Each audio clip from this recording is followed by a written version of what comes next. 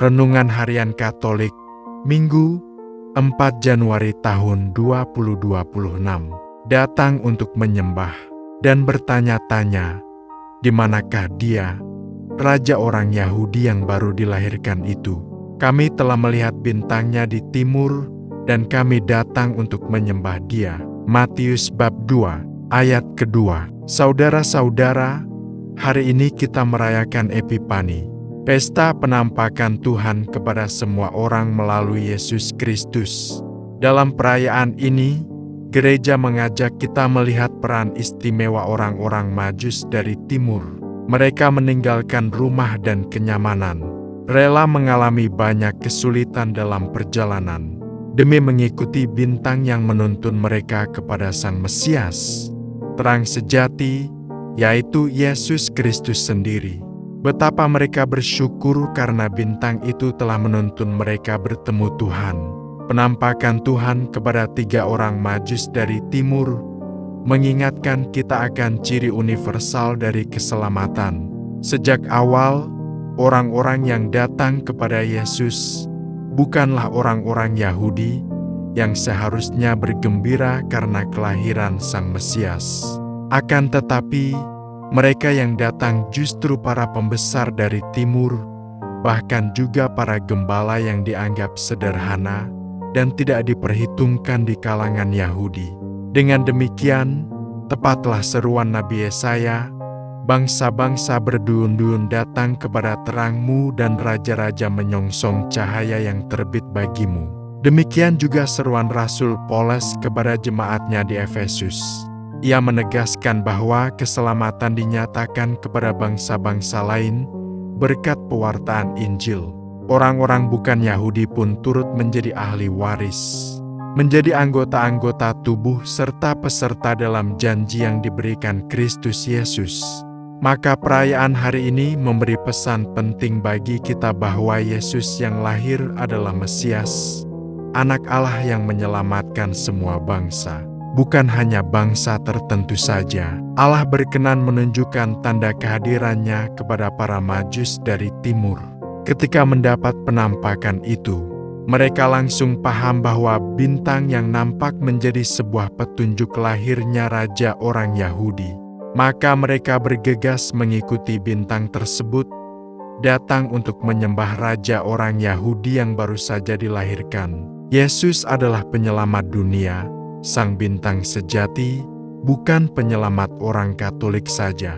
Untuk melaksanakan kehendaknya, ia juga minta bantuan siapapun yang berkehendak baik. Apa yang baik, indah, luhur, dan mulia sehingga kita dapat menjadi bintang atau petunjuk jalan menuju kehidupan sejati. Dan di sisi lain kita lihat, akui dan hayati apa yang baik, indah, luhur dan mulia dalam diri sesama ciptaan lainnya agar kebersamaan kita bagaikan bintang-bintang bersinar dan bertebaran di malam kelam. Seperti orang-orang Majus itu, kita pun mesti antusias mencari dan menjumpai Yesus dalam hidup kita.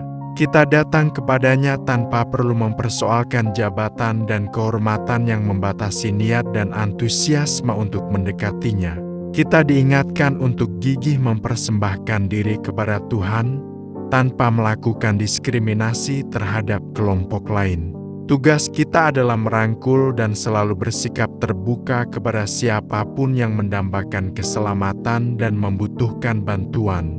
Tuhan menyatakan diri kepada para bangsa yang diwakili 3 orang Majus dari timur, orang-orang terpelajar dan ahli perbintangan yang datang dari jauh. Karena ketulusan hati dan iman mereka, Allah menyatakan kelahiran Sang Penyelamat dunia lewat tanda-tanda alami. Bagi orang yang tidak beriman, bintang yang aneh tinggallah bintang. Namun, bagi mereka yang beriman, alam semesta dan peristiwa-peristiwa alam adalah bentara Allah Sang Pencipta. Lewat dunia yang tampak ini, iman membawa kita masuk ke dalam dunia Allah yang hanya dapat dilihat dalam iman. Rupanya orang-orang Majus itu juga merindukan dan mencari Allah, Sang Mesias. Karena keterbukaannya, mereka mampu mengerti makna bintang itu. Mereka pun bertekad mencari dan datang untuk menyembah raja yang baru lahir itu, walaupun harus menempuh perjalanan yang jauh dan sulit. Iman telah memampukan mereka melihat realita lebih dalam di balik yang kelihatan itu. Di Bethlehem mereka melihat seorang anak kecil dari keluarga miskin. Iman mereka sungguh-sungguh hidup karena diperkuat oleh bintang tadi.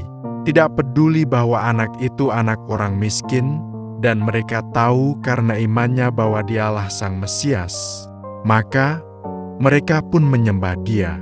Tentu saja hati para Majus dari timur ini diliputi oleh suasana penuh sukacita. Ketika mereka berjumpa dengan Yesus, mereka pun berbagi dengan Yesus. Majus pertama mempersembahkan emas, karena dia melihat Yesus sebagai Raja. Majus kedua mempersembahkan dupa, karena dia melihat Yesus sebagai seorang imam agung. Majus ketiga membawa mur atau wangi-wangian, karena dia melihat bahwa Yesus akan wafat untuk menebus dosa semua orang. Para Majus menunjukkan semangat untuk berbagi dan berempati dengan bayi Yesus. Mereka melakukannya dengan penuh sukacita, tanpa terpaksa atau bersungut-sungut. Prinsip mereka adalah, kami datang untuk menyembah Sang Raja. Ya Tuhan, Engkaulah terang bangsa-bangsa. Terangilah hidup kami yang masih dikuasai kegelapan manusiawi, supaya dapat hidup dan mengalami terang-Mu.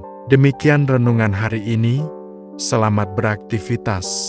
Semoga semuanya lancar, sukses, serta selamat. Tuhan memberkati.